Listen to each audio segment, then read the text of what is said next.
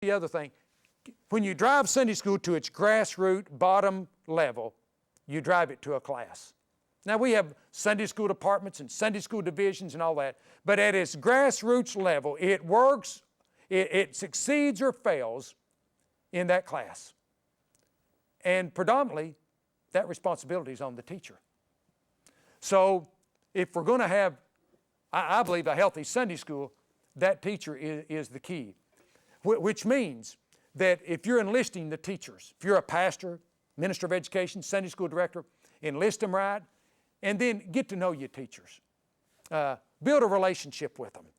Be an encourager in their life. Come alongside of them and help them with the problems they have in their class as best as you can, because that precious teacher is the key to the success of your Sunday school. How do you grow a Sunday school? One class at a time. How do you grow a class? One teacher at a time.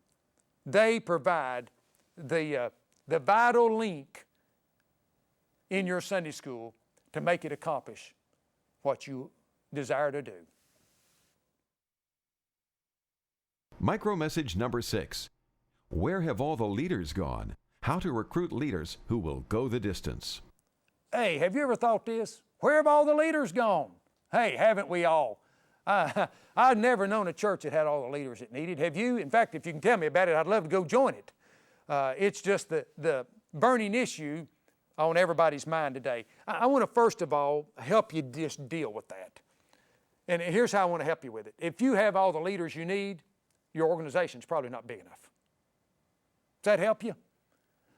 So you're saying, well, boy, my organization's big enough then because we don't have all we need. But it really is true. I mean, that is the constant grind of Sunday school, to continually look for good leaders, for qualified leaders, for committed leaders, people to be on your team. And so we often ask, where have they all gone? Well, I tell you, they hadn't gone anywhere. We've got to go find them. We've got to go stir them up. I believe we got to, if you will, fan their flame. We got to stir up the gift of God in people. We've got to help people understand that they've got a lot to give to the Lord. I think one of the reasons we have a problem recruiting leaders, I think two main reasons. Number one, our lack of vision, our lack of purpose. Because you see, you're not going to enlist great leaders with a small vision. People don't want to join your organization just to make coffee on Sunday morning. They want to do something big and great for God, and so you got to give them that opportunity. I think our lack of vision, our lack of seeing the purpose for Sunday school and getting it up there where it ought to be will help immensely in recruiting, because people want to join an effort that's got a great cause. The second thing that I think is a problem with recruiting leaders, besides vision, is a word called relationships. You see, you recruit not based off of announcement in the bulletin. Let's face it, we've all tried it. I've tried that 1,000 times 1,000. It just don't work. People don't want to be enlisted through a bulletin announcement. Now, I'm not opposed to having them. It's not wrong to have it. Go to it if you want to. But the truth is, if you'll be honest, you're not going to get many leaders that way. I'll tell you how you get leaders. You get them through relationships. You need to build relationships with as many as you can. And you also need to build relationships with those who can help you with others, because obviously you're limited. You can only do so much. One of the things that we do at our church, in fact, we're about to do it. I'm mailing a letter out next week after I have my leadership meeting on Sunday. And here's what I'm going to do. At my leadership meeting, I'm going to have all my adult teachers to stand up. When they come in, we're going to place a card in their hand. And we're simply just going to ask them, who do you know in your class that would be a good Sunday school teacher, good Sunday school leader? And all I want them to do is put down their name so I know what class it came from, and the persons or persons in their class that they feel would make a good leader. You see, our teachers know these people. They eat, breathe, and sleep ministry with them every week. And so I'm tapping into our teachers and their knowledge of the people in their class. And so I'll get this, and I'll take these cards that I get back from them, and then I'm going to mail a letter. To every person that's on those cards, I'm going to mail them a letter. And it's going to go something like this. Your teacher has great confidence in you. He's seen you grow as a Christian. He believes you love the Lord Jesus. And now, he's submitted your name to me as a potential candidate as one of our Sunday school leaders. And so I want you to know how much your teacher thinks of you. And then in the letter, I'm going to say, on a certain date, I'm going to have a dinner. And I want to invite you and your spouse to come to this. It's free of charge, and no obligation. And all I want you to do is come and hear us out. I'm not going to make you sign up then. I'm not going to put you on a guilt trip then. All I want you to do is check it out. And if you decide that's not what God has for you to do, I'm okay with that, because I know God doesn't want everybody to do that. And then at this dinner, when they come, we're going to feed them a real nice meal. We're going to talk to them about our need. We're going to talk to them mostly about our vision and our purpose for Sunday school and how we'd like for them to get on board with it. And then we're going to say, now, we've got some training set up. We're going to ask you to come to these 4-week training session so that we can help you better get a handle on what we would ask of you and what we expect of you and how we think we could help arm you to be one of our Sunday school leaders. Again, we're going to ask you to come to this training session, and we're not asking for any obligation. At the end of it, if you decide this is not for you, we just say, thank God that you came. We're grateful that you did. And it's amazing how many teachers we get every year from just doing that very thing. Now, I know you may say, Allan, that won't work at my church, but it has definitely worked at our church, because we're doing it through the relationships that we have, and we're doing it through the relationships that our teacher has, and we're trying to tap in to that so that we don't have to sit around and ask, where have all the leaders gone? Micro message number 7. Ineffective leaders. Fire them or inspire them? 3 questions you must answer and 3 steps you must take. Hey, here's another hot topic. Telephone rings, pick it up. Hey, Allan, this is so-and-so. They tell me what church and city they're in. Man, I need to talk to you. We've got some Sunday school workers. I'm telling you, they're just not getting the job done. Have you ever had a call like that? I bet you have. Well, when I receive those calls, let me tell you how I respond to that.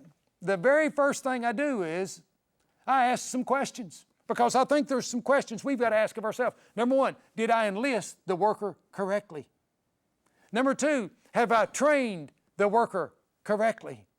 Now, you understand, in both of those situations, I'm putting the responsibility on me, not on that ineffective worker. You know, he's calling to ask me how he can fire him. And I'm saying, hey, what have you done to help him? I mean, if all you did was sign him up, give him a quarterly, give him a room, and that's all you did, you hadn't prepared, you hadn't equipped this person properly for them to be effective. Hey, here's a great principle. Don't forget this. Whenever there's a problem in your Sunday school, before you look out the window at other people, first look in the mirror at yourself. If you're the leader, there's some responsibility on your part, whether you like it or not. So anytime there's a problem, always look in the mirror before you look out the window. Now, when you look in this mirror, you got to ask, did I enlist the person right? Have I trained this person right? Now, if the answer to that is no, then you go back and work with this person. Spend time with this person. Pour yourself into this person to train them so that they can do what they need to. I had a minister of education friend call me one day and with this very specific question. And he told me, he said, Allan, let me talk to you about something. I've got some teachers, and he told me some things that they were doing, and he said they shouldn't be doing them things. And then he told me some other teachers that weren't doing some things that they should be doing, and he said they ought to know to do better than that, and they ought to know to do this. And I asked him, I said, well, let me ask you. His name was Mike. I said, Mike, let me ask you. When you enlisted these teachers, did you tell them that this is what you wanted them to do? He said, well, no, but they ought to know that. And I said, well, when you enlisted these teachers, did you tell them what you didn't want them to do? And he said, no, but they ought to know not to do that. And I said, Mike, I love you, dear friend, but that's not their fault, it's yours. You've never given them the expectation. And so you need to go back and sit down just one-on-one and very lovingly with these people. Talk to them about what your expectations are. So understand that we look in the mirror before we look out the window. Did I enlist them right? Did I train them right? And then the third question that you must ask is, do I need to transfer them? Maybe the person's not a teacher, but they'd be a great outreach leader or care group leader. Maybe the person's not a good outreach leader, but they'd be a good care group. Maybe they've got a commitment and love for the Lord, but they're just misplaced. And so it may be that you need to say to that person, challenge them with the thought, do they need to move? Now let me give you 2 words. They both start with an F, so it'll help you. I tell our people, there's 2 things that ought to be evident if you're serving in the capacity and area that God called you. Number 1, there ought to be fruit. I mean, you look at John 15, he said we're to produce more fruit, and then he said we're to produce much fruit.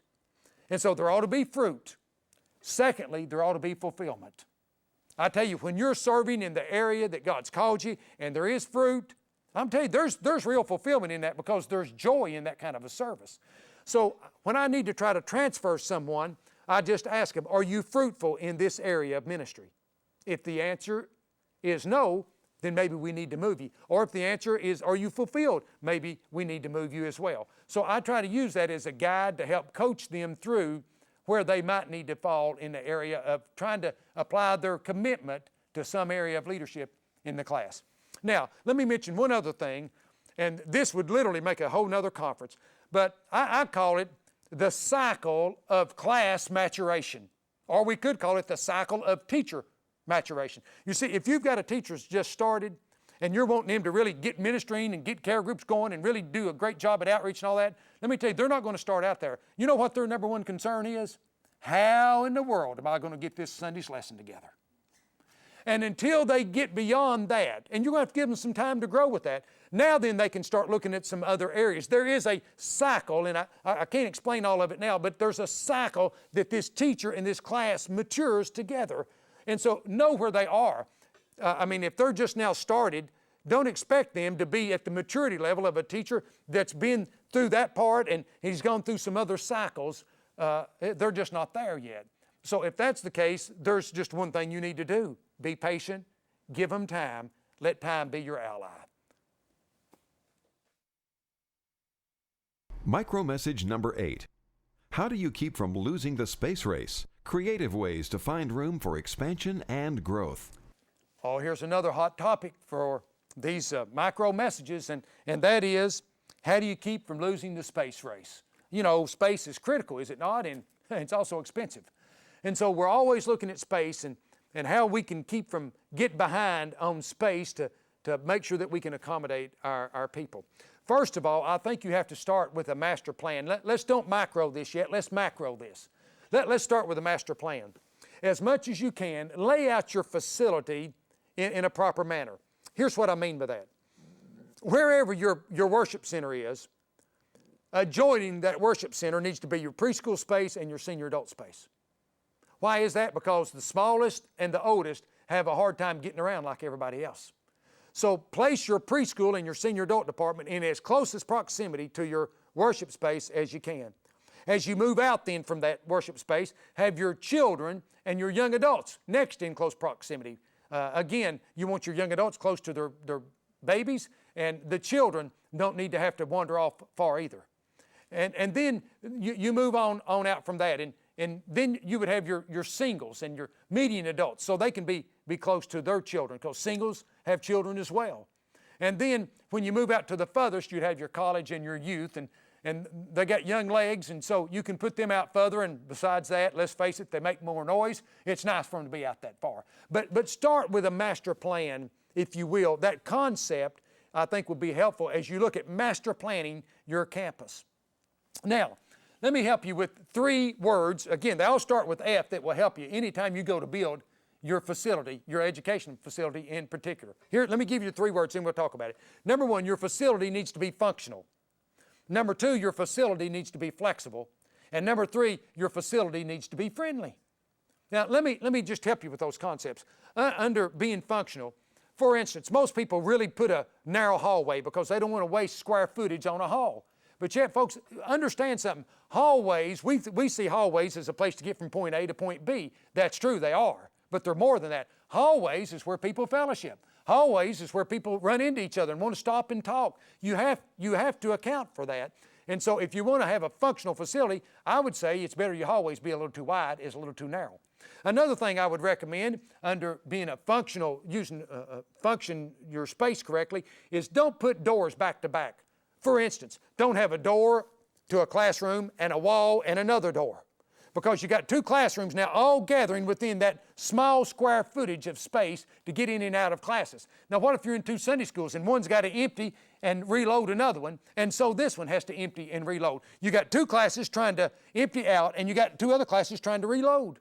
And they're all in this same little space because your doors are, as we call it, back to back. I would say put all your doors on the right-hand side of the room or the left-hand side of the room or the middle of the room, and that way you space out your doorways, and so people can get in and out of them. And when you double up those doors back to back, you just bog down your hallways as well. You can put in big wide hallways and eliminate the usage of it because you've got these doors back to back that people can't get in and out of as they reload and unload their classrooms. Be functional. Secondly, be flexible. Try to use your facility for more than one use if at all possible. Now, I know these movable partitions today are extremely expensive, but I would suggest to you that they're cheaper than having to build another building. Let me tell you what we've done at our church. We've tried to take our classrooms and use these partitions so that at 1 hour we may have a smaller class in there, and at another hour pull the partition back and have a bigger class in there. That way they're flexible.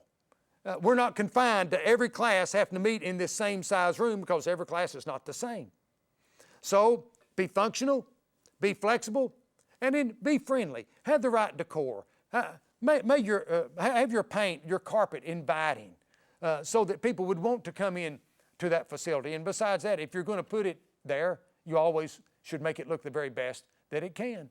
So make it friendly. And also under friendly, you may need to have some water fountains different heights for different people that's going to use that facility. So you have to just think through those things. Also, know that you go to multiples. If you need more space, go to 2 Sunday schools. You need more space, go to 3 Sunday schools. Currently, we're in 3 Sunday schools. Do what you have to provide space. If you have to take some classes off campus, we had to do that before we built our last building. I had to take about 15 adult classes and move them off campus. And I didn't take our young adults. I wanted them close to their preschoolers. But I took some of our more older adults, but not senior adults, off campus until we were able to build our facility and to be able to utilize that facility to bring those classes back on campus.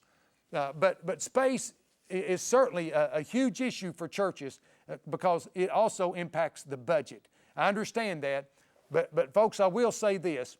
Your commitment to your space and to your educational facilities is critical for the discipleship of your people. We must accommodate people that God sent. And remember, ultimately, we're in the business of people. We're not in the business of building. The reason we have buildings is to accommodate the people. And so as long as the people are coming, we want to do all we can to accommodate them. Let me close with this last principle that you got to get. Here it is, simply this. Growth is never negotiable. Get it? Never negotiate growth. Hey, Jesus died for the church and purchased it with His blood. It's His church. I don't have the right to say we can't grow anymore because we won't go to 2 Sunday schools or because we won't go off campus or because we won't build a building. Growth is never negotiable. So always keep that in mind when you look at your facilities and do what it takes to accommodate your people. Micro message number 9. What's the benefit of varied teaching approaches? How varying your teaching methods can broaden your reach. Question. What's the worst teaching method there is? Answer 90% of the time, lecture. Now let's talk about that just a minute. Is lecture a bad way to teach? Well, no, just depends on the lecturer. If lecture's wrong, preaching's wrong because preaching's a lecture. So lecture in and of itself is not wrong. I want to state that up front. But I do think it is overused in most Sunday school classes because if we use it too much, then we don't allow people to interact with each other. Here's the question. What's the benefit of varied teaching methods? And there's a great benefit to that. But the reason we don't use them, in my opinion at least, is because, you see, teachers are conditioned to think they have to lecture. You know why? Because the only time they see the Word of God being presented is by a preacher, and what does a preacher do? He lectures. And so little by little over time, nobody's taught us this, we've just been conditioned to believe that if that's the way he presents the Word, and usually our pastors are the best presenter of the Word in the church, then that's the way we need to present the Word. That's not necessarily true at all. Now there's a place for lecture in a class, no doubt about that. But certainly there's a place to use some methods and to have a good mix, a good balance with that. You see, I believe that the more methods you use, the more people connect to the lesson. Because here's what I know. Teachers teach one of two ways. They teach based off the way they're conditioned by watching their preacher, or they teach based off of the way that they learn themselves. And you see, the worst teaching method, let me answer the question. Is the worst teaching method lecture? No, the worst teaching method is the same one over and over, whatever that is. Because everybody in the class don't learn the same way, and so if you only teach one way, then the people that learn that way really get it, but the people that don't have a struggle on their hands. That's the reason you ought to vary your teaching styles, your teaching methods. Hey, shucks, if nothing else this Sunday, go in and turn the chairs around the other room and make them face a different way, but do something different on purpose. Because you see, when you add different teaching methods, you allow other people to connect, because everybody doesn't learn the same way. Some will learn a different way. Not only that, but you add anticipation to your class. I tell you, I want people coming to my Sunday school anticipating something, don't you? I tell you, they'll learn more if they come with anticipation. And so you need to use different teaching methods to allow people to come with anticipation, and so they don't get bored with the same way. I had a very godly man tell me one time, he said, Allan, I love my church, I love my class, but he said, if I miss church, I can look at my watch, and at certain